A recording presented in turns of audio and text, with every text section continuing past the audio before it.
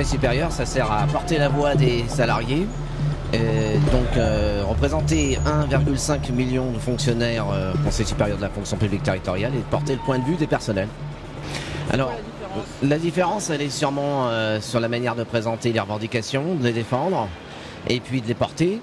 Donc pour le coup, on gagne des choses au Conseil supérieur quand on est élu CGT, notamment pour les ASEM, pour les animateurs territoriaux, pour la filière enseignement artistique. On présente des amendements dans le cadre des textes de loi du gouvernement, mais on fait aussi des autosaisines, c'est-à-dire qu'on fait des rapports qui permettent de faire avancer des questions et quand il y a un rapport de force favorable comme au mois de décembre 2017 avec 10 000 ASEM sur les réseaux sociaux, eh bien ça fait avancer les choses, très concrètement.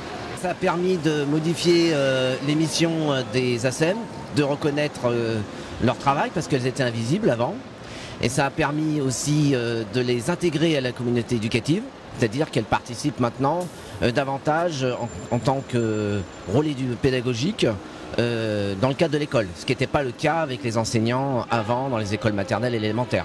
Ça permet aussi de reconnaître leurs souffrances, notamment leurs conditions de travail très dégradées, 10 heures par jour, une ASEM parfois pour 3 classes, et donc ça permet pour la CGT de revendiquer une ASEM par classe.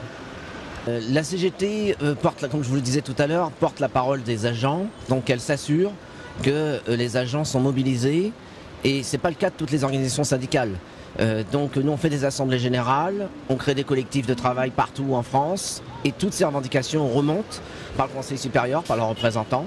Et ensuite, ça permet notamment, pour moi qui y siège, de négocier avec la ministre directement, dans son bureau, des avancées très concrètes. Alors on fait le lien d'abord en communiquant beaucoup auprès des collègues dans les différentes villes, ce qu'on a obtenu. Donc on fait une sorte de communiqué de presse, un bulletin d'information sur ce qu'a défendu la CGT. Pourquoi parfois elle vote contre des textes, parce que c'est pas si simple que ça de le comprendre. Et puis, je vais aussi en territoire pour expliquer le rôle du Conseil supérieur.